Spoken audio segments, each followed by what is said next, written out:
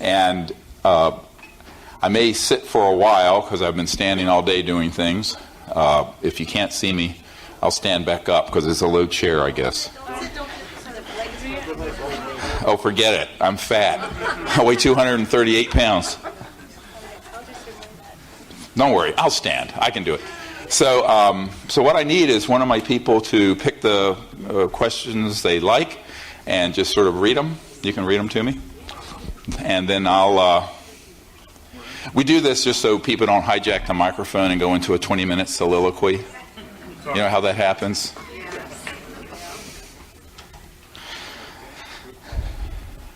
Yeah. There's a mic there. What impact has all this had on your personal and family life? God. And how do you go on? No, it's a really, really good question. I sort of intuited that might be a first question. It's been difficult. You know, I have 4 kids and 8 grandchildren. And I know, and you know, I'm thinking when my grandchildren, the age they are now, or the ages of my children when I started this project. So I've seen a generation. And, you know, this was 27 years ago that we started this effort. And it's been quite a journey and a long way out of the ER. I mean, it's had a terrible impact on my personal life from the point of view of, you know, I've had to give up my medical career, suffered the social opprobrium and ridicule that goes along with this subject, death threats, close friends assassinated, you know, all that. I think for the family, the hardest thing is losing the father doing something conventionally respectable. Okay, emergency doctor is like, you know, you're saving lives every day, right? And then doing something that's associated with the lunatic fringe of lunatic fringes. So, now I'm being honest. So, very difficult, actually. So, I think that while they're very supportive, it's been a huge sacrifice. Plus, you know, we were not able to do the things we could have done. I had to give up around $12 million in income as a doctor doing this. So the short answer is it's been devastating. But the longer answer, in terms of what has kept me in the process, is knowing that really, if we don't resolve some of these fundamental issues, the rest of it isn't going to matter. And so psychologically, I'll say, well, my patient now is Gaia and her 7 billion children. So that's kind of how I think.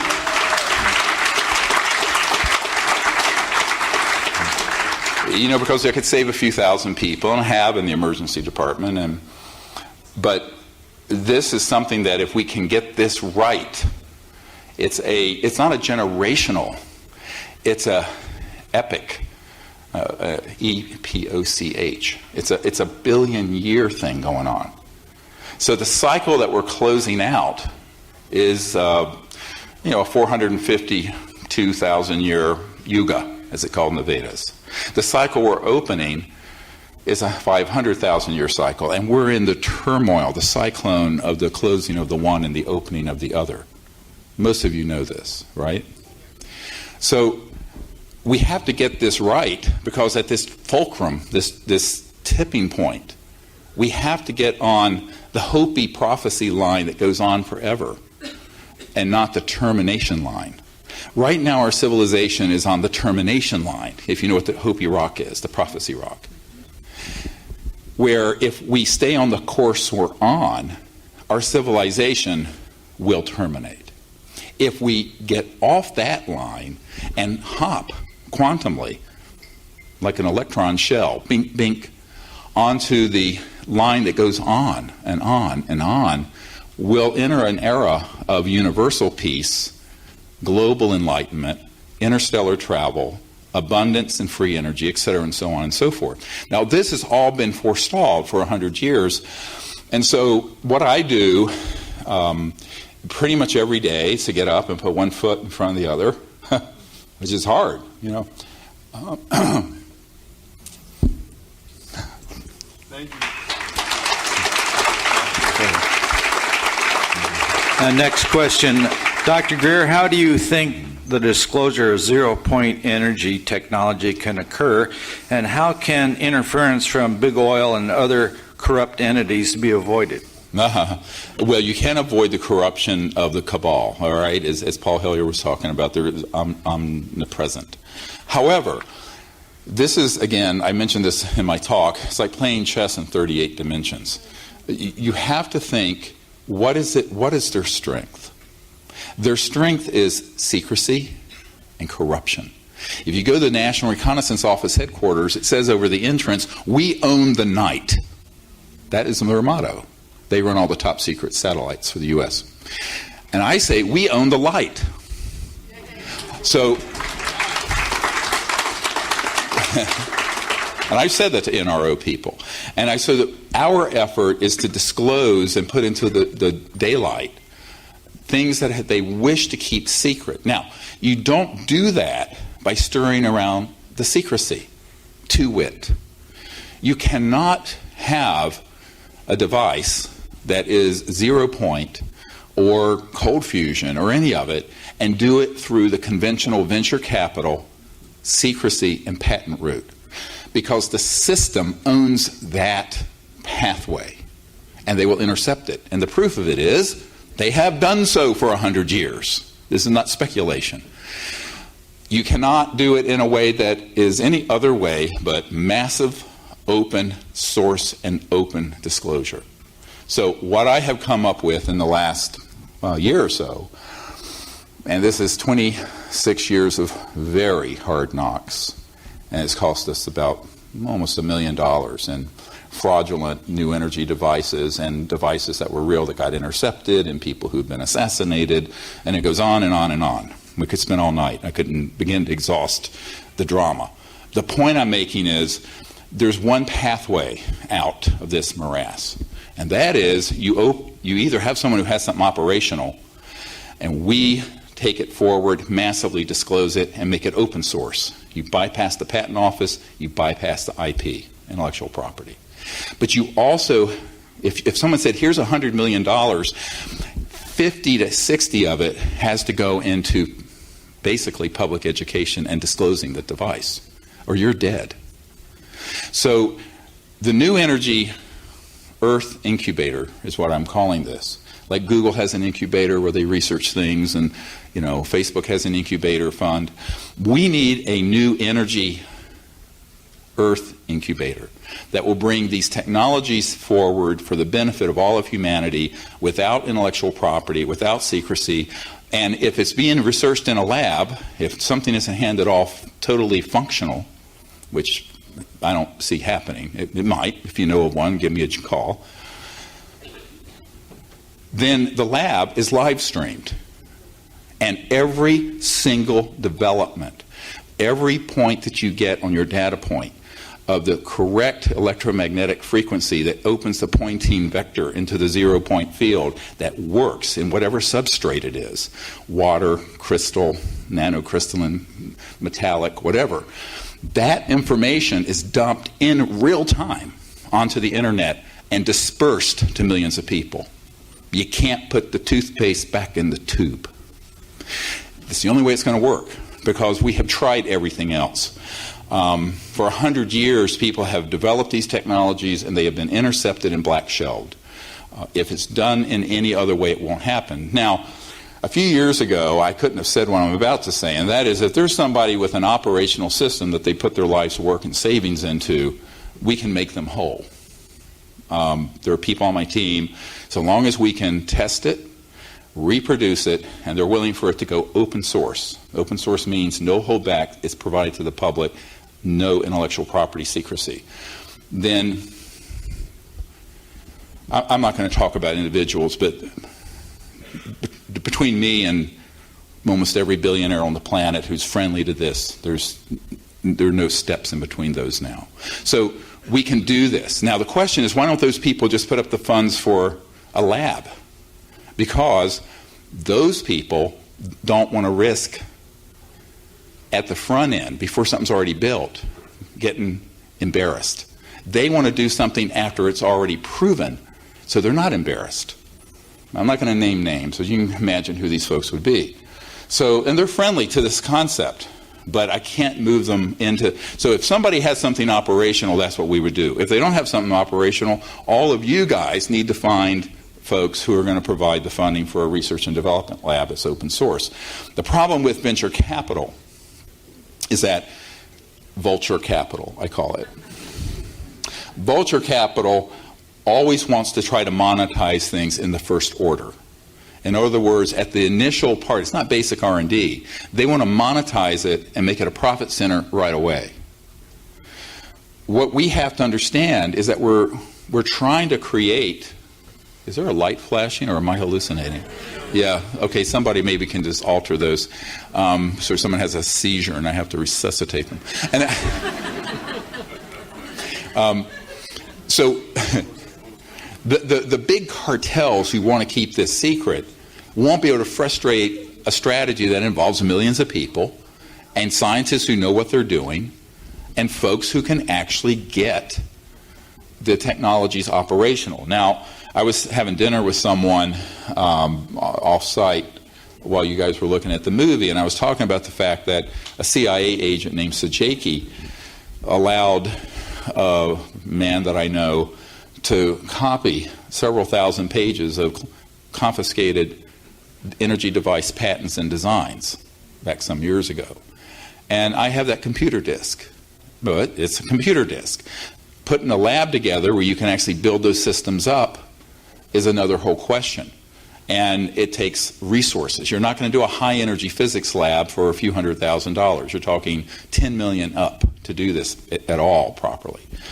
And that we have never had. We've never had that level of funding because the people who have the money want to see an operational device, but you can't get the operational device till you get the R&D funding. It's a catch-22. So this is what we're looking to try to accomplish, is to break that cycle, either have someone who has developed a technology come forward and let us open source it. Because if we had something that we could independently test, independently verify, reproduce it, and prove it, then we would be able to have that team made whole. And however, they would have to agree to the strategy of open sourcing their work and not trying to monetize it in the first order, the first out of the gate. What you want to do is disclose it massively. There'll be thousands of companies that'll be formed, just like there was around the internet, and then those can then be monetized on the second order, not the first order. I know it's a complex answer to your question, but the strategy is actually very well thought through, and any other strategy will fail. It absolutely will fail. I'll give you a great example. Everybody heard of Stan Meyer's car that ran on water? What you didn't hear about was the toroidal system he had. It looked like a donut.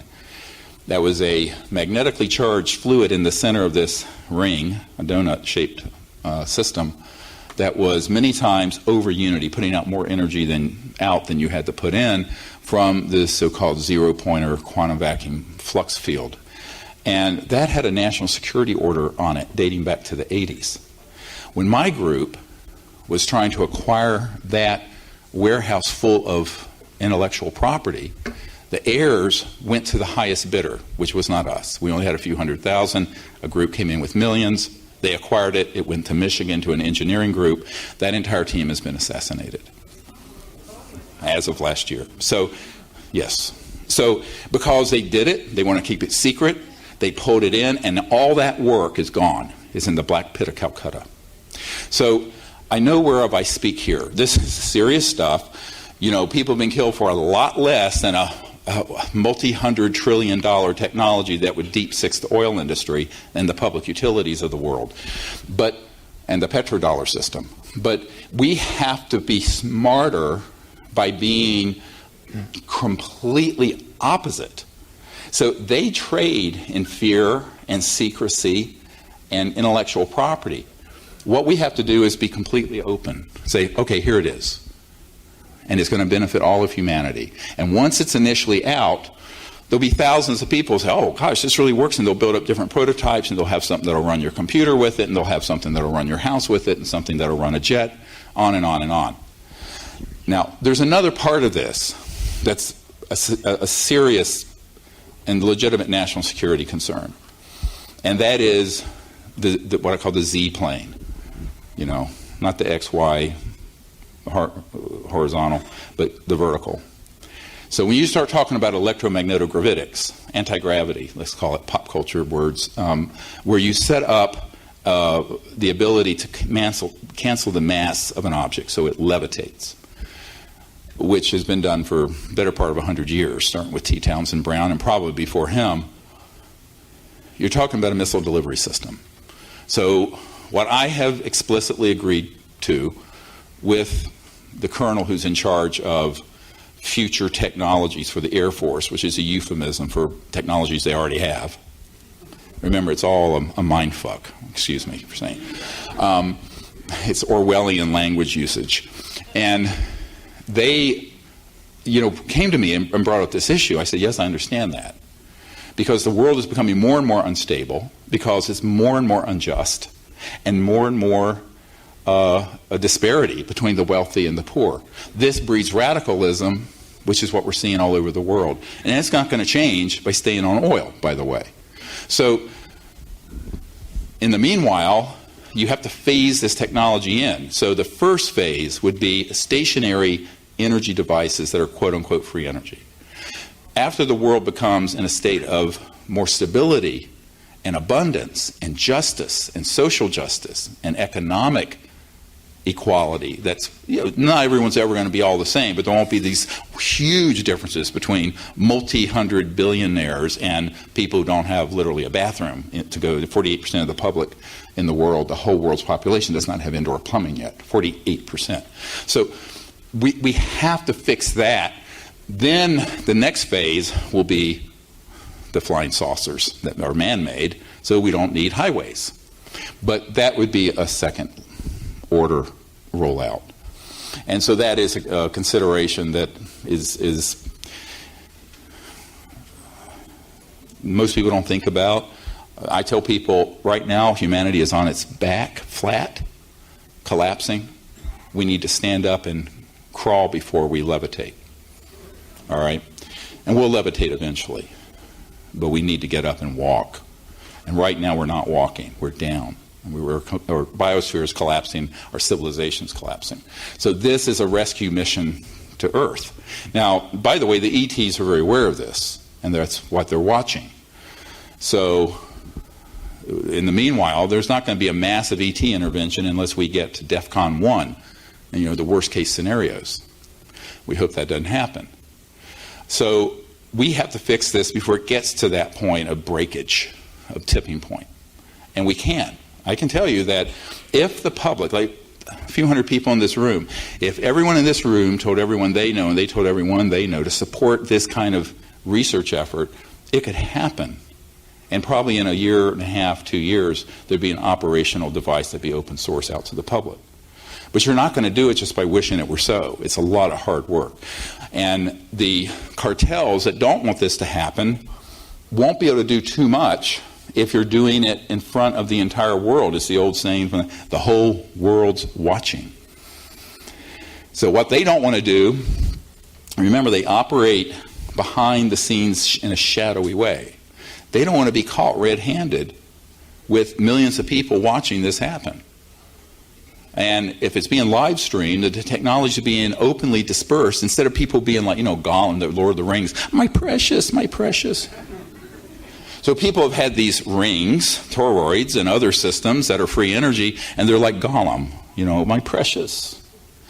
We have to get out of that mindset and say, no, that's going to fail. Over and over again, we've proven it will. And the strategy to overcome these cartels, A, is to behave as if they don't exist from this one essential point. Don't do what they're doing. Do the 180-degree opposite. Because everyone tries to recapitulate those power plays. So they're being very secretive. It's like the next iPhone is a bigger secret than the National Security Agency code. But for this technology, it's unique. You cannot keep it secret, and you cannot develop it in secrecy, and you cannot have it go forward with intellectual property around it. Because, as you know from the film, I mean, 5,135 patents have been seized by the Patent Office, many of them dealing with this issue. So how are you going to patent it? If you keep a trade secret, the first 1,000 devices that are sold are going to be reverse engineered by people in China and India and elsewhere. So people are spending their lives working on this in a secretive way, when if there was open source and collaboration amongst hundreds of brilliant people, you'd come to the solutions very quickly. Like GitHub, which is a software solutions company that's open source. So it's the same concept, and that's how we would defeat the cartels, is to do it very openly, let them own the night, let them play all their shadowy games, we own the light. That's what we'll do. What level of confidence do you have in the possibility of the Trump administration addressing this issue of disclosure? Well, you know, a broken watch is correct twice a day, and anything is possible. You know, what my concern is that people waste their time and effort putting hope and sitting on their hands, not doing anything, thinking someone else is going to do it for them. Big mistake. I can't do this by myself, and neither can anyone else in this room. Millions of us can. That's why we made this film. It was crowdfunded by 5,000 people. But no corporation put in any money in it. I mean, this was all 100% we, the people, did this. Now, the donations, you know, thank you, by the way, those of you who supported it, thank you very much. And the contributions were from $5 to $111,000. So they went the whole gamut. But what I'm saying is that we can do disclosure and bring these technologies out and just ignore the government. Now, I have a home in D.C. My main home's out in the mountains, the Blue Ridge Mountains, and it's right near the White House. I can see the White House from my place. Hi. And, you know, when I need to march something through the back door, we march it through the back door. But, you know, I've been doing this since the first year of President Clinton's administration, and have dealt with high people, very high senior officials in every administration since 1993. So that's 24 years on and running TikTok. So from my perspective, perhaps I'm a little jaundiced over this, but I really don't see the courage existing or the ability to stand up to the kind of banking, gangbangster, oil, and other special interests to actually make something like this happen. Never mind the ecclesiastical and religious authorities that don't want this out. We didn't even talk about that yet. All right? So, for example, some years ago, I had a man who was involved with, who worked at JPL, Jet Propulsion Labs for NASA, and he came up to me, he says, yes, you're quite right about those objects on Mars. They do exist, but we pixelated them out because we don't want the public to know. And I said, well, why? They're very ancient. He says, yes, they're in the millions of years old, not thousands, millions. Pyramids, obelisks, all kinds of things. And those do exist from a very long time ago. In a galaxy far, far, no, it wasn't a galaxy. So, in our solar system. And I said, but so what's the big deal? It's not a current operational UFO that is basically a free energy and anti-gravity device that's being disclosed. It's an ancient. He says, yes, but the religious authorities don't want that disclosed. I went, what? This is an engineer and a scientist at JPL. And he said, yes. He said, because if that were disclosed, it would collapse the foundations of the orthodox fundamentalist belief systems of every organized religion on earth. To which I said, well, good. It's childhood's end. You know, I mean, I'm sorry, if you believe the world is 6,000 years old and we rode dinosaurs bareback, you got a problem. But, you know, my point is, as Senator Patrick Daniel Moynihan said, everyone is entitled to their own opinion, but not their own set of facts. Okay, now we have alternative facts and fake facts and real facts. You know, it's like so Orwellian. So I think that the one bright spot with the current administration is that they're unconventional. And we have handed off to the administration a briefing, and we have points of contact in the administration and quite high up, and we'll see. Now, John Podesta, who, as you all know, was chief of staff for Bill Clinton, but was the campaign chairman for Hillary Clinton, it was an open advocate of disclosure. In 2002, after we did the 2001 National Press Club, he had his own press conference and talked about this. And when he left the Obama White House, he said his greatest regret of being in government all these years was not being able to affect government disclosure on the UFO issue. I'm paraphrasing. Pretty close to what he said. And the fact is, the people who are in the Oval Office don't have the power you think they have, because power is only what you are willing to use. In other words, there's potential power and there's actual power. But if the power of the presidency, let's say, or your prime minister, is there theoretically, but they're too afraid to use it, or there are too many corrupting influences around them saying don't do it, for whatever reason, whether it be religious, technological, alleged national security, which is the thing that every excuse can be made for that, then what you end up with is a president that will not push too hard, or if he does, perhaps he gets threatened. And when Bill Clinton was drilling down on this, and I put the brief together for him, the so-called best available evidence, and a very good friend of his came to my house after I briefed the CIA director and said, well, President Clinton's very supportive of this, but his people are convinced that if he pushes on this, he will end up like Jack Kennedy. And I thought he was joking and laughed. He says, I'm not joking. So I said, well, let's have a conversation away from the children. He was at the dinner table at my home after dinner, and he explained to me that they honestly didn't think that they could protect him. And I've had two people confirm to me in the last few years that this briefing, it was about a 500-page brief, that Bill Clinton kept it in the private quarters of the White House and would sit there going through it. And one of his friends, who I knew quite well, told me the story of sitting there with him. He used to keep it on the toilet in his bathroom, and would look at it when he was on the John. And he brought it out into the living quarters, and was sitting there going through it. And he was going through, he says, I know all this is true, but they won't tell me a thing, not a goddamn thing. It's exactly how she impersonated him saying that. So, and then I, more recently, in December, met with Senator John Warner's son, and he had been in the Oval Office and met also with, and brought this issue up to Clinton. And Clinton said the same thing. He says, I know this, but they won't tell me a thing, not a thing. Now, some presidents are told a little bit, some are told a lot, but all of them are told what they think they should be told. So the cabal will tell, for example, President Reagan, that yes, there are ETs, but they're a threat. Go make this speech at the United Nations, that we'll unite the world around an alien threat.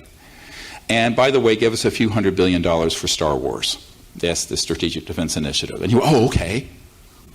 Because he couldn't figure out he was being played like a puppet.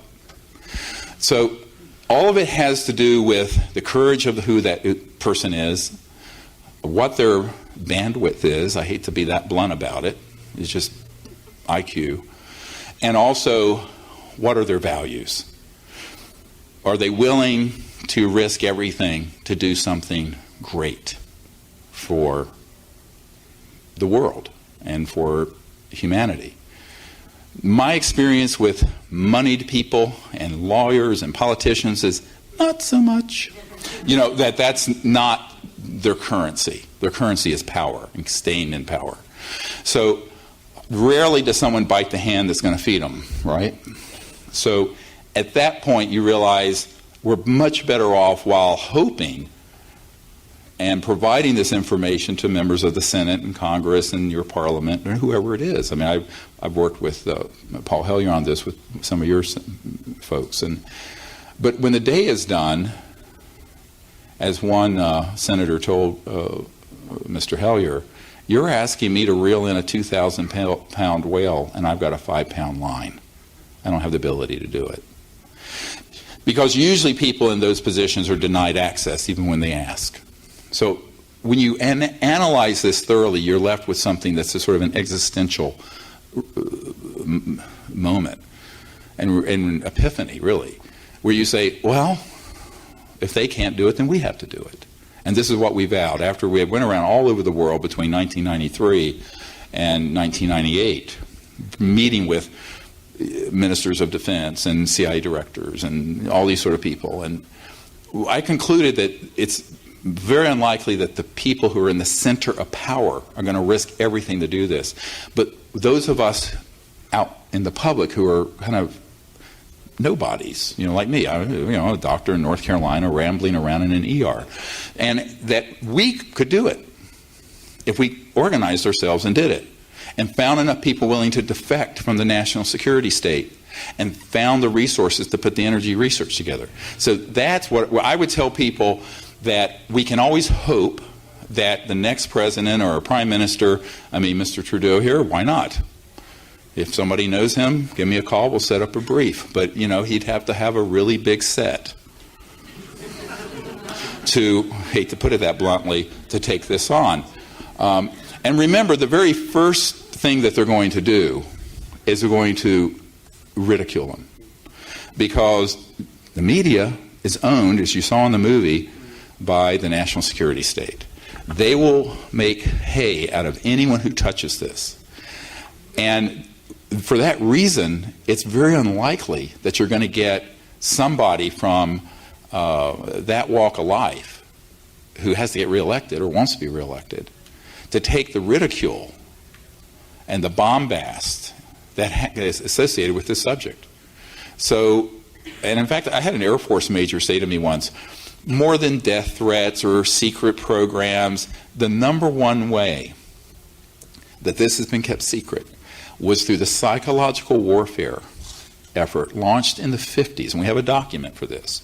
The psychological warfare of the value to make it so odious, and the subject is so much ridicule that no self-respecting doctor or politician or scientist would want to be publicly identified with it. And that's why I was applauding the Honorable Paul Hellyer, for a man of his stature and one of your former Minister of Defense heads, to speak the truth to power and speak the truth. But that's rare. So when you're talking about the current White House, we're always hopeful, but I wouldn't bet the farm on it. I would be more inclined to say that when the people lead, the leaders will follow. And that if enough people get behind this, and we're on the 8th week of this being the #1 worldwide documentary on iTunes,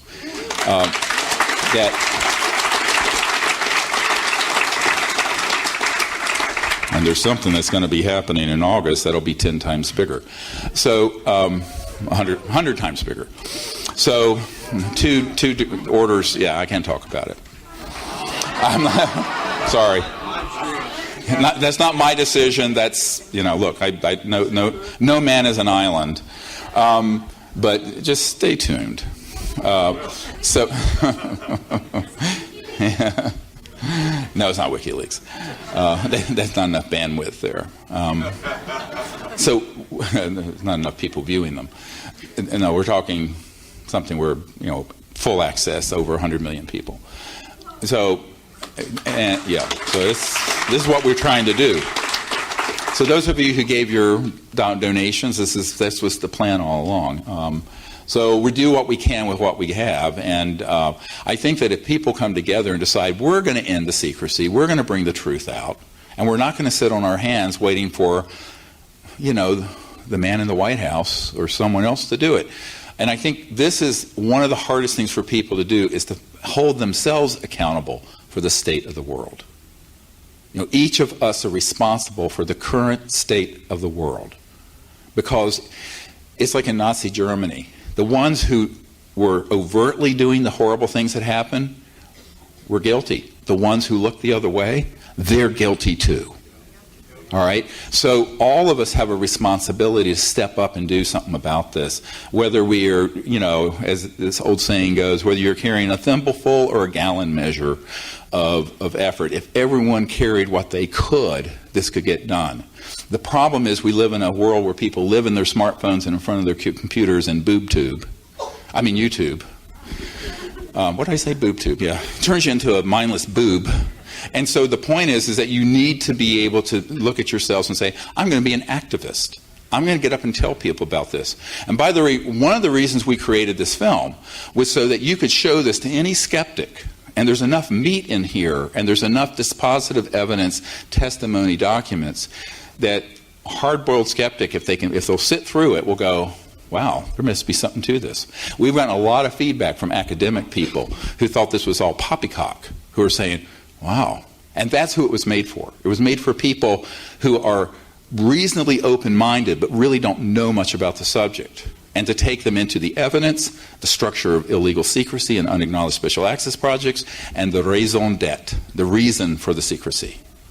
And that's what we tried to achieve. Okay. Could the free energy devices be turned into weapons of mass destruction, putting a potential nuclear bomb in every basement or car? Have you asked any of your contacts this? Yes, well, I sort of addressed this. The propulsion systems are easily weaponizable, and that's very classified. And that's going to be, but the ones that are just tapping into the zero-point energy field, those are not like a hydrogen bomb. And now, could you theoretically use that device to power something that was a weapon? Yes, but it wouldn't be a weapon of mass destruction. But you can take your car or your truck and run it down the Champs-Élysées and run over 100 people, or in Nice last summer, and kill 86 people. So the issue becomes another one where it's a sort of reality check. We either are going to bring these technologies out and stabilize the biosphere and also the geopolitical situation, where the disparity between poverty and wealth is growing and growing every year, and get our civilization back on track, or we're not. And the not means termination of our civilization, one way or another, either geopolitically or geophysically. So it has to happen. There's 100 years of lost evolution on this planet, what we call the lost century, the term I coined, because we've really lost a century of evolution on our planet, and that has to be corrected. And in order to correct it, it's going to take a lot of people doing it who are not vested in the status quo. And if they are vested in the status quo, they don't care anymore. Like one of my biggest supporters and people who've helped me for the last 20 years was at one point the fourth largest oil exploration company in the world. And he says, I made my money doing that, I'm done. I want to help you. So there are people who turn over to this. And by the way, if you look at this Majority Intelligence Committee, so-called MAGIC, M-A-J-I-C, that is the name of the entity that is at the top of running covert programs related to UFO matters. About 70% of them are in favor of disclosure. And when we started back in the early 90s, it was about 30%. Now you say, well, 70% are in favor. Why didn't it happen? 2 words for you: Bill Colby. So when Bill Colby was about to defect, and did defect, and was going to hand off one of these technologies to us, they found him floating down the Potomac River the week he was going to meet with my board. And so what happened was that there was a shot across the bow and say, stay in your box, don't go off the reservation. And the 30% that are hardliners don't mind eating their own. They do not mind killing their own people, and they will. And so when I was going to give up, someone asked me the personal weight of this. In 94, I was going to shut down my project 23 years ago in July. And a guy came down whose family founded the California Institute of Technology and was very involved with the NSA. And also, he was sent by someone from the science director at CIA. begging me not to give up, because they're on the side of wanting this disclosed, but they know they can't. And if they do, they're dead. And they were saying, don't give up. And I'm going, well, what the hell do you want me to do? And, it's this sort of going through the looking glass weirdness that has happened in my life between the early 90s and now. But what I came to realize is that a lot of those people are actually looking to you guys. You're looking to them, and they're looking to you. Power of and for the people. That's what we have to do. Yeah. Is it possible that extraterrestrials can interact with you in your dreams? Great question. The number one way that humans through history have had actual contact with transdimensional interstellar civilizations is in the lucid dream state. Now let me explain what that means. It's not like you had a bad pepperoni pizza and had a nightmare. It's when you're awake within the dream in a state of lucidity, and you know you're in a dream, but you're actually having an experience. And I actually met my wife that way. I had five lucid dreams in a row, and was shown this woman that I should marry. I was 22. I said, I didn't get married. And then a couple months later, I met her in this dimension, and I knew it was her. And that was, be 38 years this August. So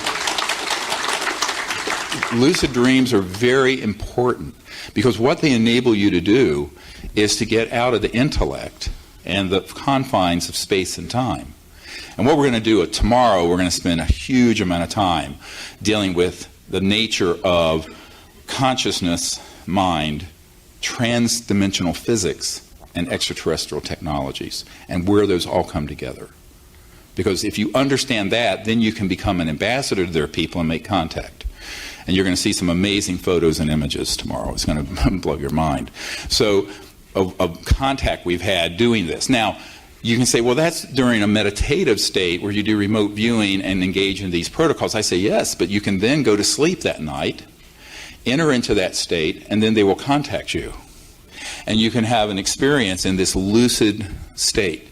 And I think that this has been very common. Now, why is that the case? I'm going to tip my hand on a little bit of what we're going to talk about tomorrow. I had this Lockheed Skunk Works spook officer contact me a few years back. And he ostensibly called me to be one of our witnesses, one of our Disclosure Project military witnesses, corporate. I said, great. He says, but really the reason I'm calling you is that it turned out years ago he had been practicing something that I was not in the tradition I practice. I use a Vedic type of meditation, Sanskrit. He was doing something, Rosicrucian, he was trying to learn how to astrally project. In other words, have his astral, the body of light, leave his physical body and fly around. And he, tried, and he never could. Finally, his teacher came to him and said, look, you're ready, you practice enough, just let go and let yourself do it.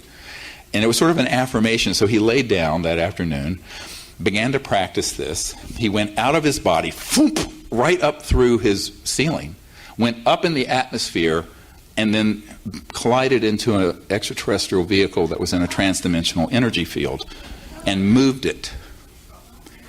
Listen carefully. Very carefully. If you get this, you're going to understand so much that it'll connect dots. And he said, how is it that in my astral body, my dream state body, this body of light, this is just an outer manifestation of that, by the way. Consciousness is essential. And the body of light is emanating from the point of consciousness, which then manifests the body and the plants and the stars, etc., and so on. So the cosmology has been turned upside down by reductionism and materialism. But this conscious field is what its primacy rests with that. That's essential. And I said, when you are in that astral body and an extraterrestrial interstellar vehicle, which has gone from one star system to another, but has not stepped down into 3D matter, it's in an energy form that very closely approximates the conscious astral body. And since they are of a similar density, you can move it with your astral body. He went, oh my God, he says, that makes total sense. The funny part of the story is that he popped into the side of the craft with his astral body, but the ETs could see him. They were at a console, and they looked at him like, my God, why don't you watch where you're going? Like, it was an interstellar faux pas. He didn't say hello, didn't knock, just popped in. Now that's a true story. And it does get comical, and it sort of blows people's paradigm. But remember, I tweeted this out, and I got so much feedback, like WTF sort of remarks back on Twitter, because I said all interstellar extraterrestrial civilizations are transdimensional, but not all transdimensional beings are extraterrestrial. There are beings that reside in other dimensions that aren't ET, that aren't from physical planets and stars with bodies. However, any civilization that can go beyond the speed of light, they're not accelerating in a linear way. They are going into a phase shift, very quantumly, and into another dimension, and go then through those dimensions to another point in space-time and rematerialize. That's what they're doing. But guess what? Those dimensions that they're phasing into at a higher resonant frequency is very close to the astral body and the thought forms. Not identical, but close. And so the lucid dream, yeah, there's a lot of action there. You can have amazing contact with that. Did that explanation confuse people? No? Yeah, this is a group is advanced, you know. Yeah, okay. Is there any literature on that you recommend? Yeah, I have 5 books. Read them. He asked, is there any literature on that? It's all explained in those. I know nobody reads anymore. Have you noticed? If it's 140 characters, you'll read it. Nobody. By the way, this movie is in a book that's a corollary to it. It's called Unacknowledged, and it actually has about 10 times more information. So, you can get that on Amazon. Yes. What led you and the Sea City team to the discovery of higher consciousness meditation being a bridge for peaceful communication? And can you talk about your first successful team contact? Well, that's a very long answer, which we'll get into a great deal tomorrow. But the reason I got involved in this whole issue was when I was 17, having been raised a very devout atheist, where nothing existed that you couldn't put in a test tube, I got very sick. I had an injury on I'm still missing part of the muscle on my thigh here. And being a jock teenager, I bicycled 200 miles on this injury in one day. It got inflamed, infected, and I had a breakdown of the skeletal muscle that clogged up my kidneys. I went into hepatorenal failure, and I died. So I had a near-death experience. I was 17. It was my last year of high school. And when I had that experience, because I wasn't raised, with this belief of a angry God throwing lightning bolts from Mount Olympus. So I just went into space because I always loved the stars. And I had a cosmic consciousness experience. And I had a unity consciousness, actually beyond cosmic consciousness, where the entire cosmos was awake. And I was one with that awakeness, and I was the whole cosmos. It was beautiful, perfect, beautiful. And I didn't really want to come back, but I was told I should, so I did. And I said, well, I'm going to have to figure out how you have an experience like that. So I began searching different traditions and meditation approaches, and I learned to meditate. So I learned a Vedic Sanskrit meditation approach, and it's rather comical. The first time I sat to meditate with my teacher, he did a beautiful puja, and then we did the meditation. He gave me a mantra, and I did it, and I transcended. So I went into unbounded consciousness the first time. Well, it wasn't the first time. That's why I went. And at the end, he was staring at me. He says, "You transcended, didn't you?" I said, "Well, isn't that what you were supposed to do?" I was so naive. I didn't know you had to make a whole geshrai about it, and make a big deal. So and that was on my 18th birthday, which is, well, my birthday is Wednesday, so it's almost exactly, I'll be 62, so however, I was when I turned 18, so quite a long time ago, 44 years ago. And 6 months later, I was meditating up on a mountain in North Carolina, and it was beautiful fall day, crisp and cold. I was up about 5,200 feet, and I went into this, right before sunset, I saw this ET craft clearly materialized. It materialized, dematerialized. I said, oh, they're back, because I had had a sighting when I was a child, when I was 8 or 9.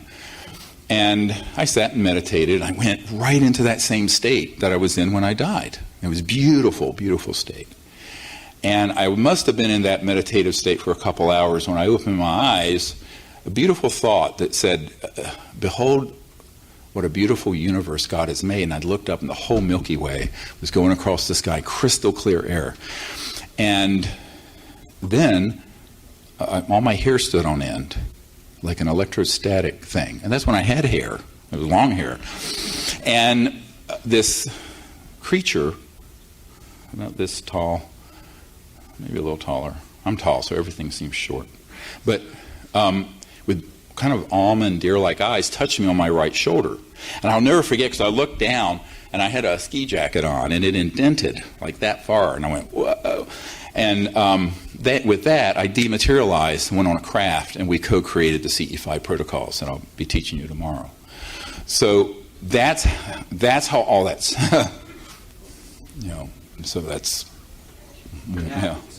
it happens, and that's why I'm here. So, but that was like a beautiful experience. So I didn't do anything with it, but then eventually I had, in 1990, I had 3 cosmic contact experiences that happened on the full moon. I'm a Cancer, so I'm like crazy moon child. On the full moon of January, February, and March of 1990, where I was basically told to start this project and asked to. I wasn't told to, I was asked to. And so I formalized these close encounters of the fifth kind protocols that use sound and lasers and lights and consciousness and remote viewing to do the contact. And the very first time we went out in 1991 in Belgium, we had a massive craft come right over us. And then in 92, of course, you all know about the Gulf Breeze Pensacola event that's in the film, where the guy goes, holy damn hot shit. I was just teaching people this. There were 60 people there. There were colonels from the Air Force and everything. And people at first didn't understand it. The only people who understood it really, really well were the folks at SRI, Stanford Research International, Dr. Bob John, the Princeton Engineering Lab, about consciousness, and the CIA folks and people because who understood non-locality consciousness and the fact that these ET communication systems are modulated through coherent, directed thought into an electronic system, which is what I experienced when I was 18. So this is a mind-blowing paradigm, because everyone's still thinking very materialistically about something that is multidimensional. And so it was something that from the very first expedition, we had contact, and it worked. And I said, well, it seems like the ETs want this to happen. So I was working full-time as a doctor and raising 4 small children, but little by little, of course, it overtook. And it was because of that event in 92 that the intelligence community came knocking, because what I was told is, after being rather nastily threatened, was that they realized that we had figured out the Rosetta Stone of interstellar communication using consciousness, non-locality, remote viewing, and very deep states of consciousness, but where coherent thought connects to the extraterrestrial communication systems and then shows them where you are. But within an ethical paradigm of universal peace and peaceful contact. And then they're going to come. If you're afraid, they won't come. If you're a bigot, they won't come. If you're an alienist who is, they're good and they're bad and they're this and they're that, in other words, you're a racist. If you're a racist, they won't come. But they will come if you have a pure heart and a pure intent. and understand the protocols, which are not difficult. I always tell people, if you're awake right now, you can be aware of the awareness whereby you are awake. And in that singularity of consciousness, as Erwin Schrödinger said, the total number of minds in the universe is one. That is, it is a singularity. We all trap it. We capture it and trap it in our egos and our bodies and ourselves. But in reality, the nature of the conscious mind is that it's omnipresent, infinite, all the time, whether you acknowledge it or not. But there are protocols and practices in meditation that you can do that put you in touch with that expanded, infinite aspect. And from there, begin to operate, whether it's in the lucid dream or whether it's out under the stars with a team of Close Encounters of the Fifth Kind folks. So, yes? Well said, Dr.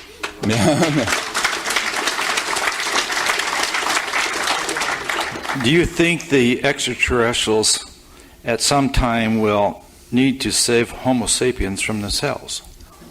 We'll have to what? Do you think the extraterrestrials at some time will need to save Homo sapiens from themselves? Well, that's what's going on. Everybody hear the question? That's why they're here. Now, remember the big... Look, various civilizations have been surveilling and involved this planet for millions of years, maybe billions, but certainly millions. There's nothing new under the sun in that regard. However, the modern era of events began with the atomic weapons program, as you saw in the movie. Colonel Diedrichson, who is head of all the Atomic Energy Commission, which is now the Department of Energy projects dealing with weapons, nuclear weapons, said that every single weapons facility, uranium, plutonium facility, intercontinental ballistic missile facility, weapons storage area had been overflown and surveyed by these ET craft because they were very concerned that we could get so out of control that we could destroy all life on this planet. But also, and there's a bit of enlightened self-interest here, that there's a very short distance, and as Ben Rich said, we already have the means to take ET home. So 70 years and trillions of dollars in R&D covertly have resulted in our having capabilities that could be an existential threat to other star systems. So not only are we dangerous to ourselves, we're dangerous to others. Now, for an emergency doctor, that's what you put on a thing to get someone involuntarily committed into the loony bin. And so I think that, in a sense, humanity right now is viewed as collectively nuts, insane. Look at what we're doing. We have 100 years of Tesla-like technologies that have been viciously suppressed by sociopaths, and we're destroying the biosphere and have impoverished and enslaved in poverty billions of people. So, on top of it, we're not only destroying the biosphere, but we have thousands of these thermonuclear weapons. Now we're wanting to go into space with these weapons, et cetera, and so on. So I think that there is a very deep concern. Now, a lot of people say, well, why don't they just come and fix it for us? And I always say this is a little bit like, how well did that experiment go in Afghanistan with the warlords? We went in there, we're going to start Jeffersonian democracy in a feudal medieval society. Not. So, and the difference between Western civilization and the feudal warlords of Afghanistan is not as great as the savagery of human society right now and these other civilizations. So the idea that they're going to land and just impose some kind of sense out of this chaos isn't going to happen, because how many people are parents in here? Yeah, a few. So if you don't let your children learn the lessons they have to learn, and you put them in a bubble like a helicopter parent, they never develop. They'll be 30 years old and living on the couch, being worthless. So you have to let a developing civilization, the analogy being, go through these developmental pains. Now, there's a point where there would be an intervention. Massive thermonuclear war, a biosphere collapse, a tilting of the magnetic shift in the poles where there would be massive so-called earth changes. There are certain scenarios where there would be a massive intervention to stabilize the system briefly so we could then move on. And that is a lot of why they're here, observing and watching and waiting. But the primary responsibility to fix the problem rests with us, not them. So I always caution people against what I call cosmic codependency, where they're either looking for a savior in a flying saucer or a demon. I'm going, forget about that whole discussion. Let's look to the man in the mirror. Go look in the mirror if you want to see where the problem is. And we have created these problems, and we can fix them. And that's what they're waiting for us to do.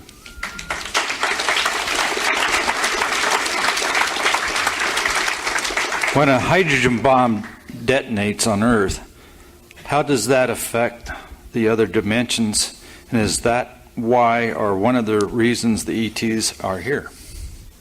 Yes. In fact, it's interesting because if you understand electromagnetic pulses that accompany a weapon of that discharge, there are also energy fields that cross into the scalar longitudinal area, which go beyond the speed of light, that cross into other dimensions that are highly disruptive to energy, propulsion, and guidance systems that are extraterrestrial. So if you begin to look at this, you begin to realize no man is an island and no planet stands alone. We think that there's these vast distances between Earth and our sun and these other star systems. And in a linear way, there is. But in a non-linear, non-local manner, when you're talking about these other dimensions, they're right next to each other. So where is the separation when there is perfect integrated oneness and non-locality as the operating physics of the cosmos? This is what we're going to talk about tomorrow. So if you understand that, then you can see why a civilization that goes on a trajectory that we're on, even using these weapons, is destructive and disruptive to other civilizations and star systems, but not in a straight line way, the way you would think of a normal signal, but in a longitudinal scalar signal, which doesn't have a waveform like this, but goes at multiples of the speed of light out. So this is something that obviously got someone's attention when we started detonating atomic weapons in the 40s. Thence Roswell, right? That was the only nuclear bomb squadron in the world at the time. It just wasn't a coincidence they were surveilling that area, because they knew not only was it dangerous to Earth and to our planet and to humanity and potentially to them down the road, but the actual utilization of those weapons was destructive because of the energy forms that cross beyond the speed of light through these other dimensions. 10:30. We'll take one more question.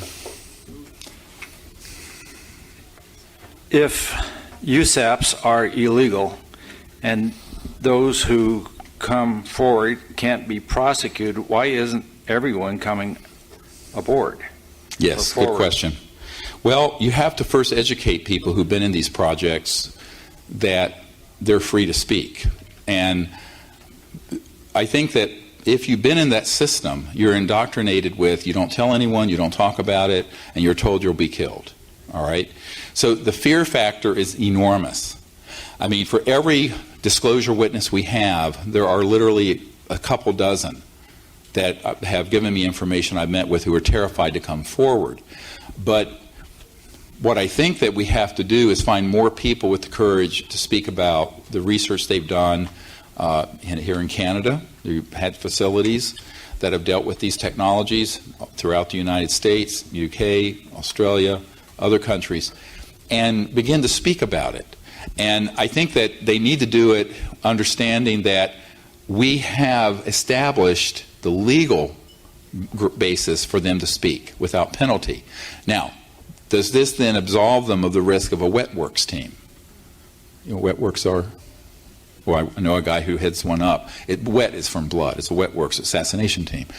And it does if they do it correctly.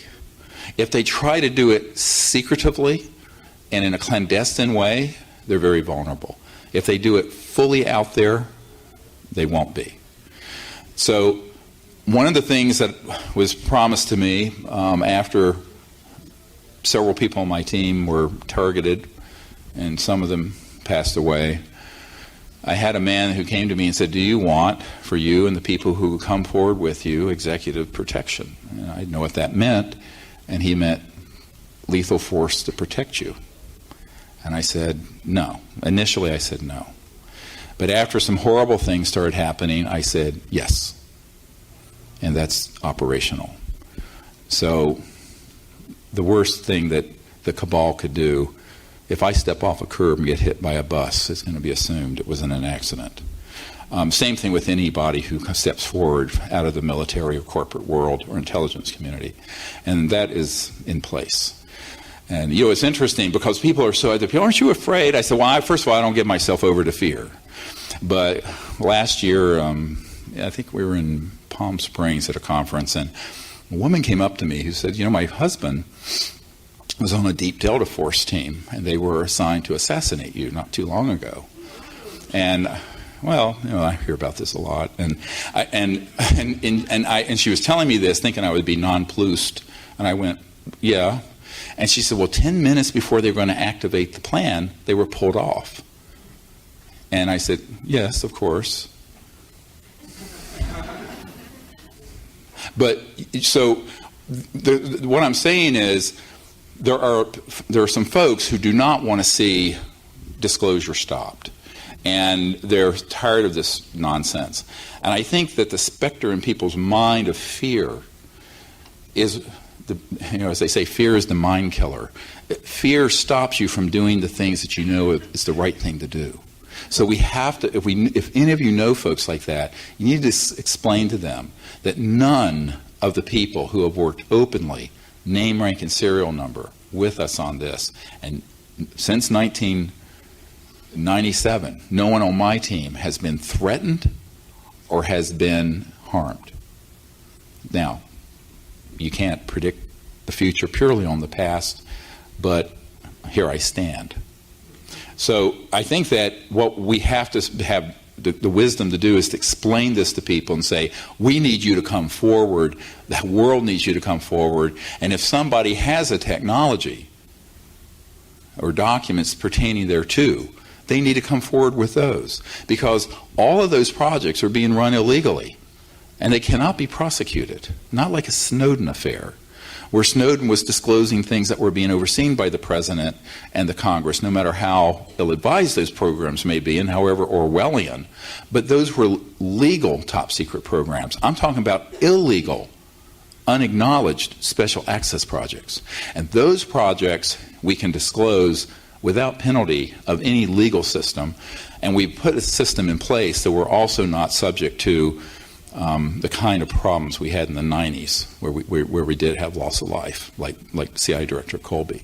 So I think that is what we're wanting to convey to people and get more and more and more of these folks to come forward. Because if let's say, what if suddenly that word, if all of you became ambassadors reaching out to those sort of people, and 1,000 more Disclosure Project witnesses came out, name, rank, and serial number, documents, their DD-214, whatever it is, the equivalent in Canada, you know what?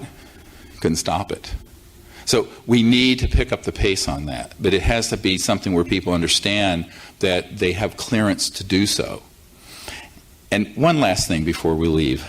Some years ago, I took the late astronaut Edgar Mitchell with me to a briefing. I was doing a stand-up briefing at the Pentagon for the head of intelligence for the Joint Chiefs of Staff, Admiral Tom Wilson.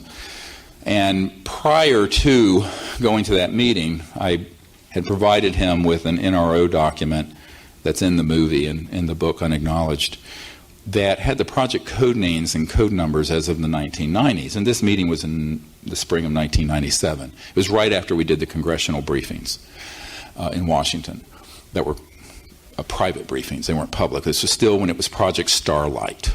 During it was still very on the down low.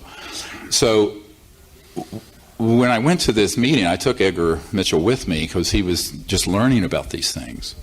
And I was helping mentor him and share what I knew with him, like I did with Paul Hellyer and others. And we get to this meeting, and I find out that this admiral, who is the head of intelligence for the Joint Chiefs of Staff, J2, had found one of these compartments, recognized it that was in this document, called them up and said, I want to be read into it or briefed.